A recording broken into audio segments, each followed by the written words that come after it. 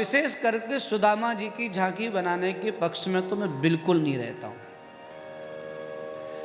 उसका कारण क्या है योगेश जी, कि जिसको सुदामा जी बनाते हैं उनकी दयनीय दशा बार बार दिखाते हैं।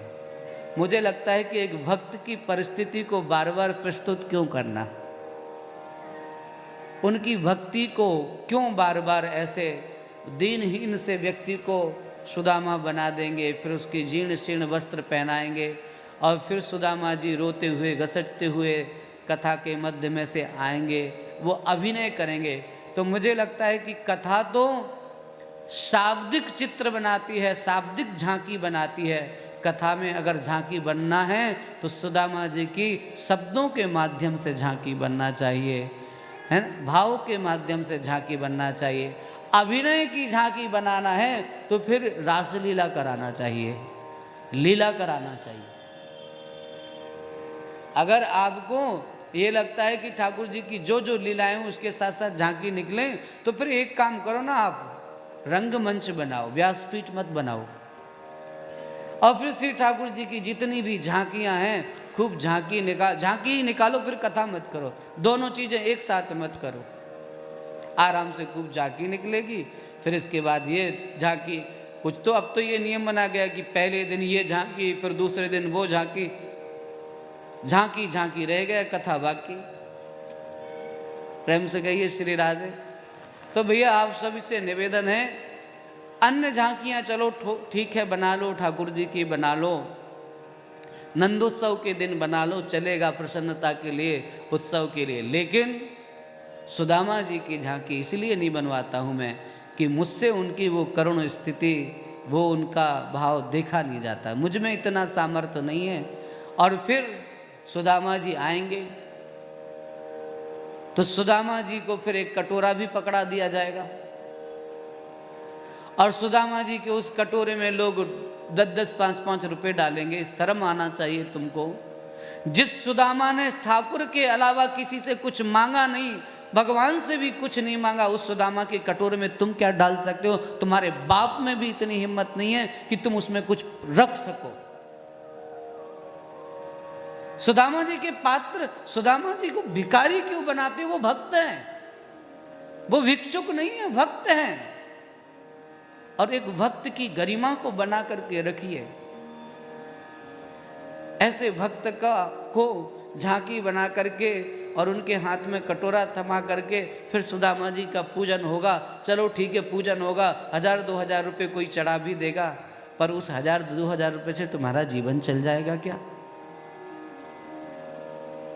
कभी किसी कथा में नहीं कहता हूँ, आत्म प्रशंसा के लिए नहीं कह रहा हूँ, सत्य कह रहा हूँ। कभी किसी कथा में नहीं कहता हूँ कि कल ये लेकर के आना, परसों वो लेकर के आना, आज ये कर दिया, कल वो कर देना। नहीं, जितना तुमसे हो सकता है करो, नहीं हो सकता है मैं तुमसे द्वारा बिल्कुल नहीं कहूँगा कि ये करो।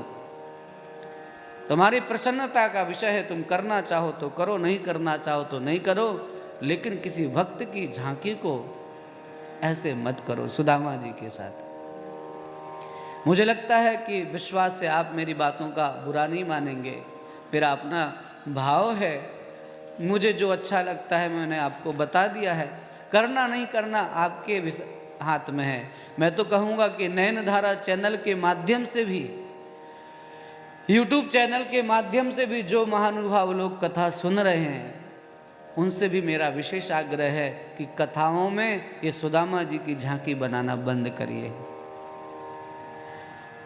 झांकी बनाने का उद्देश्य वो रोते हुए सुदामा जी महाराज आएंगे और उनके पात्र में आप जो डाल रहे, जो महापुरुष अपने जीवन पर्यंत में केवल धर्म के निर्वाह के लिए 5 घरों से कुछ लेकर के आता था, उसके अलावा अगर कहीं नहीं मिले तो नहीं कुछ लेता था, जिसने अपने जीवन पर्यंत किसी से कुछ मांगा नहीं, उसको तुम जाने के बाद ऐसा कैसा सम्मान करते हो कि उसको भिखारी बना देते हो? ये कैसी भक्ति है और एक कैसी दृष्टि है हमारी। नाथ इसलिए सुदामा जी का चरित्र मैं कुछ अलग ढंग से गाता हूँ। मैं सुदामा जी के चरित्र पे स्विच ऑन और स्विच ऑफ नहीं हो सकता हूँ कि सुदामा जी का चरित्र है तो रोना ही जरूरी है। नहीं, मुझे आंसू नहीं आते हैं। सुदामा चरित्र आते ही मैं नहीं कहूँगा कि तुम राग शिवरंजनी बजाना शुरू कर दो। सुदामा की कथा कुछ सिखाने के लिए है, कुछ बताने के लिए है, कुछ समझाने के लिए है, उसका उद्देश्य समझना है। सुदामा जी के लिए नहीं रोना है। सुदामा जी की कथा हमें ये सिखाएगी कि कोई समाज में विद्वान है, योग्य है, और यदि विपन्नता में जी रहा है, अगर अभाव में जी रहा है, तो ऐसे ब्राह्मण का सहयोग करके आप सुदामा चरित्र का सम्मान कर सकते हैं।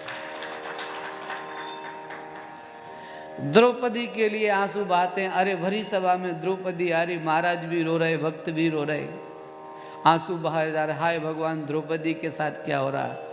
आज समाज में कितनी ही द्रौपदियों के चीर्ण हरण हो रहे हैं, उसमें से अगर किसी एक का तुमने बचा लिया तो द्रौपदी के चरित्र का सम्मान हो गया। ये करिए ना, उन कथाओं का मूल भाव समझिए, इस तरह से कुछ करिए कि वो कथा आपके जीवन को बदल दे। तो अगर सुदामा चरित्र का सम्मान करना चाहते हो तो योग्य, गुणवान और धर्म में रत, और अगर कोई ऐसा ब्राह्मण है जो कहीं जाता नहीं, किसी से कुछ मांगता नहीं, अपना अडिग रहता है, भगवान का भजन करता है, ऐसे विद्वान व्यक्ति के लिए जीविका की व्यवस्था कर दो, जितना हो सके उसके लिए करो। तुम्हारा अर्थ भी सार्थक हो जाएगा, जीवन भी सार्थक हो जाएगा। और विश्वासपूर्वक व्यासपीठ से कहता हूँ, तुम्हारे घर में कभी भी दरिद्रता नहीं आएगी, सदा श्री और संपन्नता बनी रहेगी।